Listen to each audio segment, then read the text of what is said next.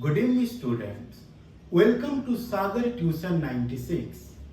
आज हम class 11th के फर्स्ट चैप्टर ज्योग्राफी के पढ़ेंगे जिसका नाम है ज्योग्राफी एज ए डिसिप्लिन। तो फर्स्ट शुरू करते हैं ज्योग्राफी होता क्या है और हमें ज्योग्राफी पढ़ने की क्यों जरूरत है। ज्योग्राफी पढ़ने की हमें इसलिए जरूरत है ताकि हम इस अर्थ को बहुत अच्छे तरीके से जान पाए। एक वक्त था इसमें हम ह्यूमन इवोल्यूशन की वेरिएशंस और रीजंस के बारे में सबसे पहले ऐसे एग्जाम्पल के तौर पे पढ़ेंगे। एक वक्त था जब ह्यूमन अर्ली ह्यूमन कहलाता था। बहुत साल पहले की ये बात है। तब लोग सिर्फ अपने सर्वाइव के बारे में सोचते थे, अर्थात उन्हें क्या खा के अपना पेट भरना है और वाइल्ड एनिमल से अपने आप को किस तरीके से सुरक्षित करना है, उनका मोटिव वही रहता था और वो दिन भर उनका यही काम रहता था। धीरे धीरे बदलते वक्त के साथ ह्यूमन डेवलप्ड होते चला गया। ह्यूमन डेवलप होते होते अर्ली ह्यूमन से क्या हुआ, सोसाइटी डेवलप होने लगे। सोसाइटी जब डेवलप होने लगे तब लोग हंटर और गैदरिंग की काम करते करते एग्रीकल्चर करना भी सीख गए। लोग एक ही जगह में बसना शुरू कर दिए और वो एग्रीकल्चर से अपना जीवन जापन चलाते थे। फिर धीरे धीरे और डेवलपमेंट हुआ, टेक्नोलॉजी डेवलप हुआ और कई तरह की डेवलपमेंट हुए। ये सिर्फ ह्यूमन बीइंग्स या लिविंग थिंग्स डेवलपमेंट की कहानी नहीं है। हमें इसमें non living things, physical characteristics के बारे में भी हम यहाँ पे पढ़ेंगे। फिजिकल कैरेक्टरिस्टिक्स में वो चीज आती है जैसे कि हिमालय, माउंटेन्स, प्लेन्स, प्लेटू, ये सब चीज, डिजर्ट, इन सब के बारे में भी हम यहाँ पे पढ़ेंगे। एक वक्त था जब हिमालयन माउंटेन था नहीं, लेकिन फिर एक अर्थक्वेक आया जिसके वजह से हिमालयन माउंटेन फॉर्म हुआ। अब किस अर्थक्वेक में ऐसे क्या हुआ कि इतना बड़ा पहाड़ बन गया, इसके बारे में हम बाद में जानकारी लेंगे। लेकिन इसमें यही देखा जा रहा है कि नॉन लिविंग थिंग्स में भी कोई भी चीज एक जैसा नहीं रहता। कई बार इसमें भी परिवर्तन देखने को मिलता है। एग्रीकल्चर शुरू होने लगी, फिर एग्रीकल्चर और सॉफ्टवेयर। आज के युग में सॉफ्टवेयर टेक्नोलॉजी काफी फल फूल रहा है, लेकिन हाँ, एग्रीकल्चर जो लोग करते हैं और जो लोग सॉफ्टवेयर के काम करते हैं, तरह के टेक्नोलॉजी के काम करते हैं, उनमें कई तरह की डिफरेंस देखने को मिल सकता है। और हाँ, ये डिफरेंस है। तो अर्थ इवोल्यूट हुआ। पहले आइस एज कहते थे, अब क्या है, टेम्परेचर की वजह से ग्लेशियर मेल्ट हो रहा है। ये भी एक चेंजेस है। तो इन चेंजेस को जानने के लिए हमें ज्योग्राफी पढ़ना जरूरी है और इस चेंज में की क्या रीजन है, ये भी जानकारी हमें ज्योग्राफी पढ़ने से ही मिलता है। इसलिए हम कह सकते हैं कि why should we study geography में हमें क्यों ज्योग्राफी पढ़ना चाहिए, उसका रीजन हमें यहाँ पे मिल चुका है।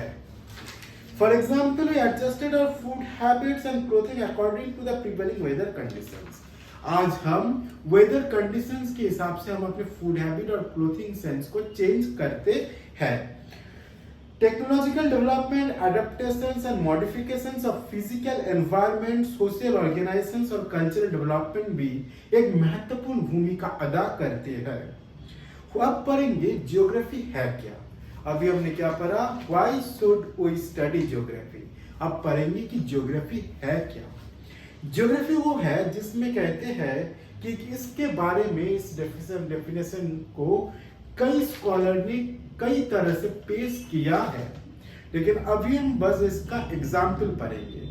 हमें पता है कि कितने क्रिएचर्स है इस अर्थ में। हाँ, कुछ क्रिएचर्स काफी बड़े होते हैं और कुछ छोटा होता है।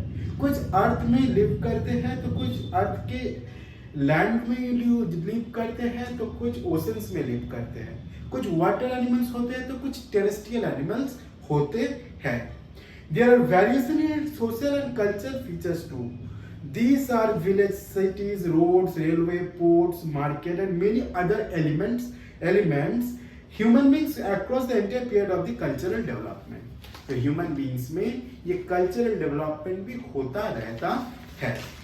For example, फिजिकल फीचर्स तो हमें पता ही है क्या होता है, इसके साथ वेरिएशंस कल्चर और सोसाइटी में भी आता सकता है, इन्हीं चीज को एक साथ जब स्टडी किया जाता है तब हम उसे ज्योग्राफी कह सकते हैं। एक ज्योग्राफी ग्रीक स्कॉलर थे जिनका नाम है इराटोस्थेनेस। उनका ये कहना है कि ज्योग्राफी, उनके हिसाब से अगर कहा जाए तो ज्योग्राफी ग्रीक वर्ड जियो से आया है, जिसका मीनिंग है अर्थ, और ग्राफोस का अर्थ है description. Put together the mean descriptions of the earth. The earth has always seen abode of human beings, and thus scholar define geography as the description of the earth as the abode of human beings. Social science कई तरह के होते हैं, इसके साथ ही anthropology, political science, sociology, history, ये सब भी, इन सब से एक अलग चैप्टर होता है, एक अलग टर्म्स होता है ज्योग्राफी।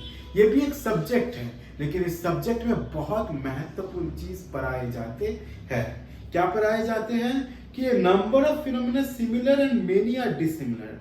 कई फिनोमिना हो सकते हैं अर्थ में, कई चेंजेस हो सकते हैं, लेकिन हाँ, इसके साथ ही डिसिमिलर भी आते हैं अर्थ में। लेकिन इसको हम साइंटिफिक टर्म में कहेंगे डिफरेंशिएशन। ज्योग्राफी सिर्फ एक वेरिएशन को नहीं पढ़ता, ज्योग्राफी ये भी पढ़ता है कि किस तरीके से उसके एसोसिएट्स बने, किस तरह के उसके दूसरे फैक्टर्स हैं, ये भी ज्योग्राफी पढ़ता है, वो ज्योग्राफी में हम पढ़ते हैं। क्रॉपिंग पैटर्न्स डिफरेंट रीजन में डिफरेंट होता है।